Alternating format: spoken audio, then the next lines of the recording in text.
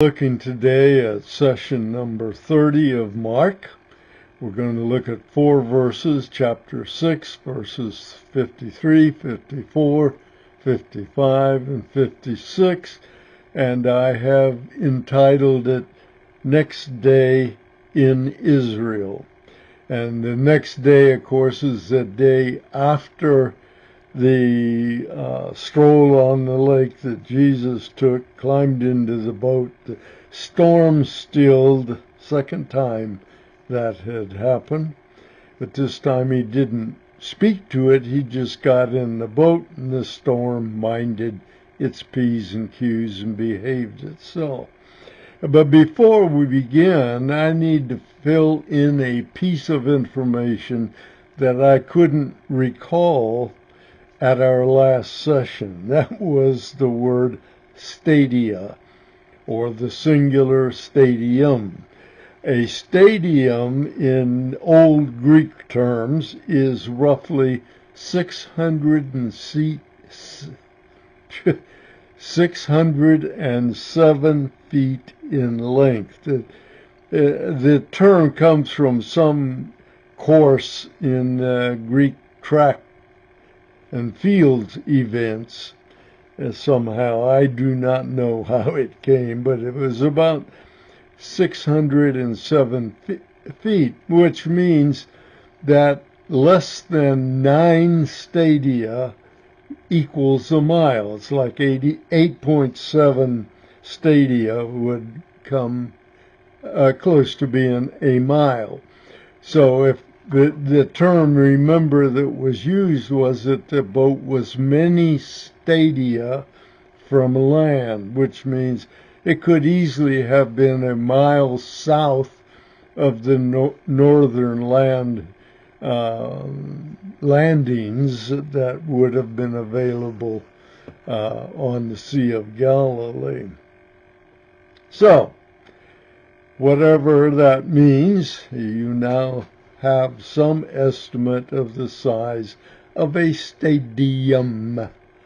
And it's not a building, it's a distance, approximately 607 feet. So, the storm quieted when Jesus got into the boat and the group went on their way. But remember, Mark said that they were headed for Bethsaida. John, however, said in John 6:16 that they were told to go to Capernaum. Where did they end up?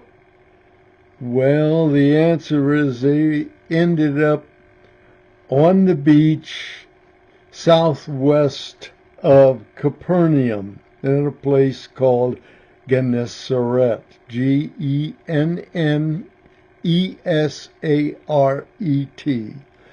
And it's both a plain, a region, and a city. Those who have traveled in study of Mary Magdalene will know that this is close to Magdala, which was Mary Magdalene's hometown. It's just several miles southwest of Capernaum, and it's on the shore of the lake, or the Sea of Galilee. Well, let's begin with Mark 6:53. And when they, that was this group of the 12 plus Jesus, had crossed over, they came to land at Gennesaret, and they moored to the shore. Evidently, the wind had driven them to the south, right? Because instead of landing on the north shore, they landed on the northwest shore, some distance south. We don't know exactly how much. So the wind must have driven them in a southerly way, which makes you wonder, How long was Christ's stroll on the lake? Did he have to walk more than a mile to catch them? I don't know. But at least that stroll had some distance to it. Now, the region where they landed at Gennesaret, it's an extremely fertile valley. It's about 2 miles by 4 miles in size, so it's not all that big. But it is, because of how fertile it is, it's capable of meeting the food needs of many in Israel. So I'm sure people down in Jerusalem were eating what they grew, and people in Samaria were probably eating from what they grew there. They would have spread their food that they have grown widely, I suspect, in Israel. When people who were there in Gennesaret, when they landed, recognized Jesus, they rose to the task of getting invalids to him. Let's look at verses 4 and 5 in Mark 6.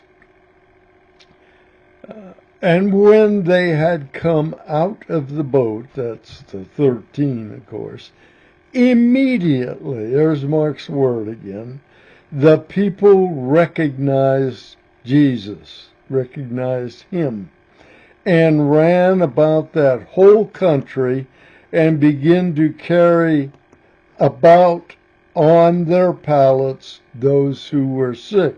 So what did the people do when they recognized Jesus? They went out and tried to round up and bring in everybody in the region who was sick. And they brought him to the place where he was. Matthew added something that adds to what we are told here so far. Actually, Mark's going to fill us in a bit. But let's look at what Matthew said about this same event. And I'm reading in Matthew 14, verses 34 through 36. And when they, the 13, had crossed over, they came to land at Gennesaret. And when the men of that place recognized him, they sent into all the surrounding district and brought to him all who were sick. They began to entreat him, and listen to what they asked to do, that they might touch the fringe of his cloak. And as many as touched it were cured. Remember, this is reminiscent of the woman with the issue of blood. And remember that there's probably some superstition involved in that, but they thought, if I just touch the fringe of his cloak, I'll be saved. I heard about a woman who was, that exact same thing happened to her. Maybe it happened to me if I touch his clothes. So we could go back to chapter 5 and read about that woman again, but I think there's probably no need. She was cured when she just touched the hem of his garment. Actually, she likely touched the little box attached to the hem of the garment. Let me read from Numbers 13 about that little box. Speak to the sons of Israel and tell them that they shall make for themselves tassels on the corners of their garments throughout their generation. They always do this. And they shall put on the tassel of each corner a cord of blue. Matthew goes on and explains this was to keep the Jews' mind on God by his clothes. But it turns out when Jesus got the garment on, there is power available for healing. Not because they touched the garment, but because Jesus permitted them to do that and granted the healing they were looking for. He knew that it was part superstition, I'm sure. But he said, they're coming, they have some faith that I can heal them, so I won't disappoint them. I will, in fact, heal them. Again, it's doing that is a part of superstition, but Jesus evidently ignored that and granted their wishes according to their faith, just as he had the lady with the issue of blood. Everybody who touched his coat or cloak was healed. So again, when Jesus sets to heal, he heals instantly and completely. And that was going on here through the touching of his garment. And I'm not sure why they thought they couldn't do it some other way, but it's just that they wanted to go this particular route. Mark said he's essentially the same we just read in Matthew. I just thought you needed to hear Matthew for a minute. In Mark 6:56, the last verse. Yeah, we're almost through this quickly. And wherever he, Jesus, entered villages or cities or countryside, they were laying the sick in the market places and entreating him, Jesus, that they might just touch the fringe of his cloak. And as many as touched it were being cured. Again, Mark says he cured everyone he permitted to touch his cloak. Some translations use the term marketplace. If we just had it here, Mark is one of those who uses the term marketplace. You might think it's one of the places where there's a slug of small businesses and so forth. That's not what marketplace means.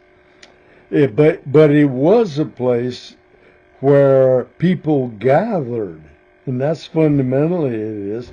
They were empty spaces, sometimes along the inside of the wall, if it were a walled city, where people gathered for social reasons. And in unwalled towns, the empty spaces would probably be found in the center of the town somewhere. But they were empty places where people gathered and for whatever their social purposes were.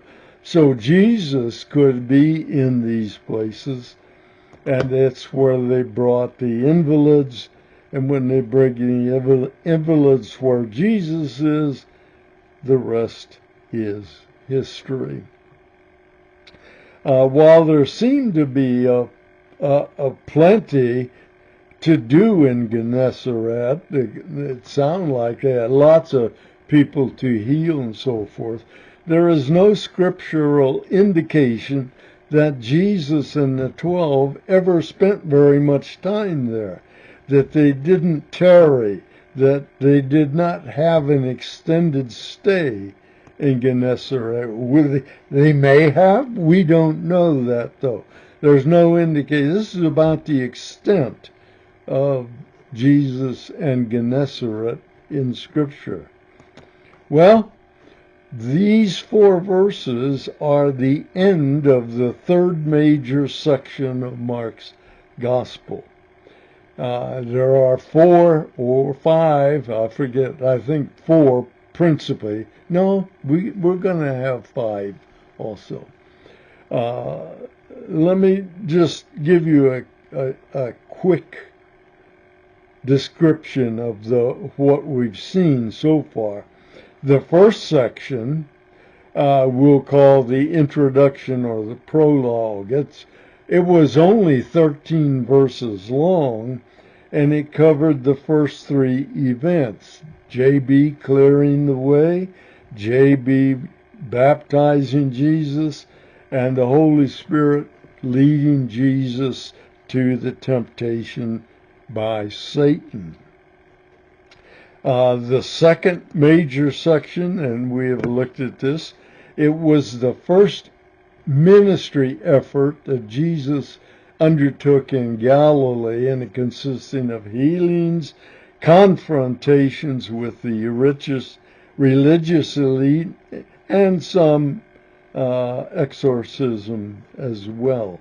And that is in chapter 1, verse 14 through chapter 3, verse 6, in a little bit longer session.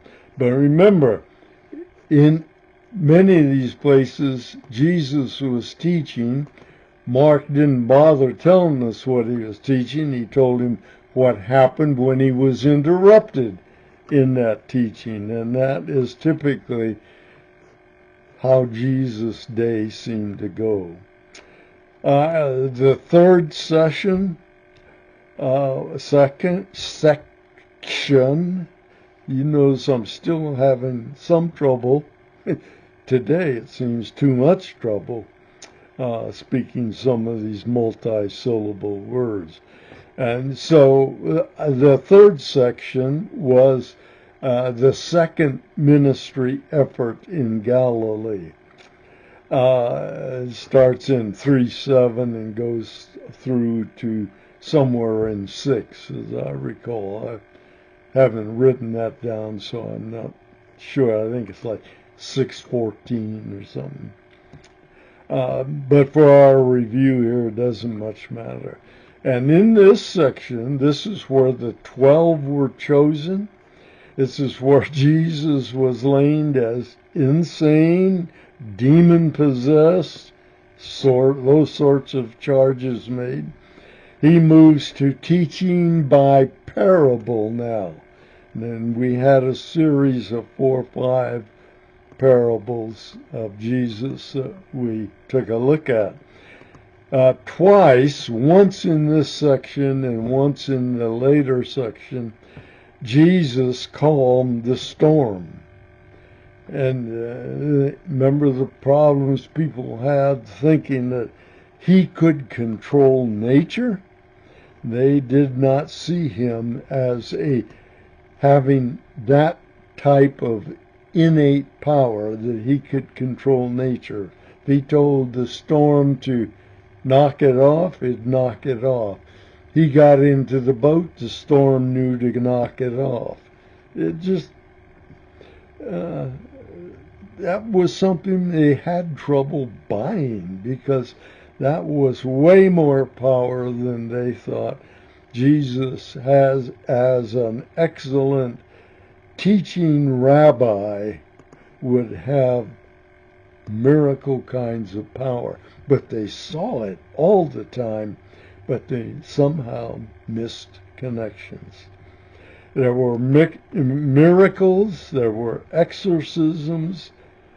He was rejected, remember, in his initial ministry sermon, I guess you could say, in Nazareth, where he told them no, that at the final days, when the day of the Lord comes, is not only against Gentiles, it's against anyone who is not in right standing with God, and any Gentile who is in right standing with God would not go through that judgment. And then we ended that section with Jesus sending the 12 on a mission to Israel.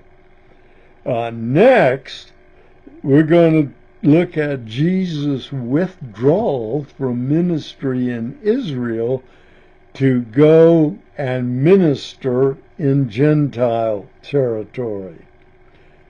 Something that people don't generally give much thought to is that he did go outside of Israel. He went north, for example, into Phoenicia, which I once called Philistia, if you recall. He went into Phoenicia, particularly to Tyre and Sidon, not Sire and Tidon. Well, sometimes minds work funny, and sometimes people say my mind is not quite right. So we'll try and get it straight. He's going to spend some time out of Israel ministering, not just to relax or so, but to minister to Gentiles. He also then will come back from the north, Tyre and Sidon. He'll cross through Israel over to the east side of the lake, east side of the Sea of Galilee, east of the Jordan in Perea, in an area called Decapolis, mean 10 cities. But it was Gentile area, and he will go there. It's interesting because he also goes over there east of the Jordan in his last trip toward Jerusalem. When he's going into Jerusalem for his passion time, his passion work, he will go back into Perea on the way. So, where are we? Well, section 4 began, really, that we just finished at 6:14. I said that I thought that was about where it was. That's the one we're going to look at now. And it goes all the way through 8:30. So we're going to go through chapter 7 and through verse 30 of chapter 8. So our next run will be to the what do I want to say? It will be to his ministry outside of Israel. Already in part 4, we have seen, because people, I'm saying that we just now went through the summary, which was the transition, but part of, and that's what I was talking a minute ago, part of part 4 began back in 6:14. So we've already seen the beginning of section 4 of Mark's gospel. And in that we saw people express, or the Mark expressing who people thought Jesus might be. You know, John the Baptist, Elijah, some old-time prophet. We saw JB's execution by Antipas. We saw the great lunch when 5,000 were fed from one small boy's lunch or snack. I don't know which it was. We saw after that Jesus stroll on the sea, and then the healings in Gennesaret. So those things technically are part of number 4, but what we want to do is move and get out of Israel and see what Jesus does with Gentiles. This is that little four verses of transition was the third time that Mark's done such. If you want to go back and look at chapter 1, verses 32, 3, and 4 were a transition from the prologue into the first session of ministry in Galilee. And then later in 3, 7 to 12, he did one that ended the first go around in Galilee and moved to the second, which we then went through. But there's something interesting that I found in going back and checking those things. Jesus was involved in healings before the lady with the issue of blood, right? She wasn't the first. A leper was the first, if I recall, right? But I want to take you back to Mark 3:10. I want you to see something that at least at the time I missed. Mark 3:10. For he, Jesus, had healed many, with the result that all those who had afflictions pressed about him in order to touch him. So evidently, this touching of his hem of his garment, the tassel, the box, whatever he had down there, evidently this goes all the way back to chapter 3 in the ministry in Galilee, way before the healing of the woman with blood. But in the healing of the woman, Mark made an issue of the role of the touching of the garment. And then we see it again at Gennesaret. So 3 times in Mark 3 through 6, you have the people coming and touching Jesus, looking for healings.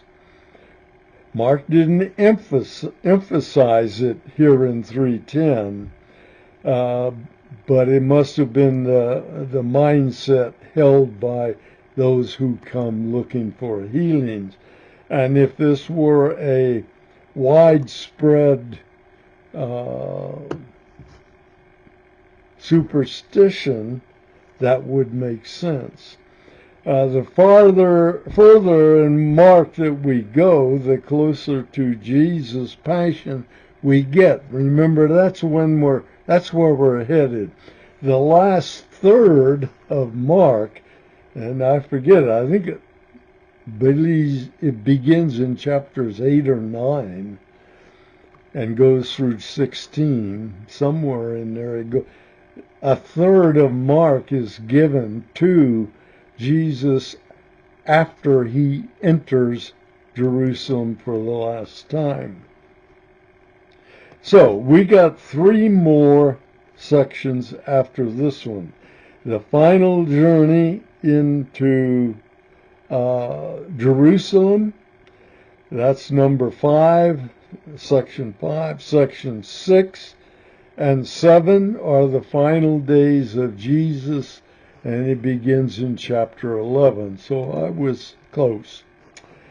6 begins with his triumphal entry and goes through his teachings in Jerusalem.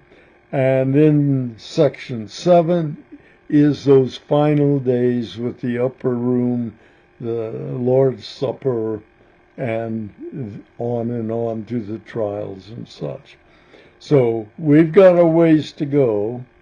We're going to get there relatively quickly, but then we're going to hang into Jerusalem for, 8 verses? Almost half of Mark will be with him in Jerusalem or headed to Jerusalem. So Healings, raising the dead, and the miracles, they're not over. We still have those going on in the rest of our work in Mark. The face-to-face confrontations, they're not over either. As a matter of fact, they're going to get stickier and stickier. And next, we're going to step right back into a face-to-face confrontation between Jesus and the Pharisees. You know what it's over? Hygiene. That's coming up next session. Thank you.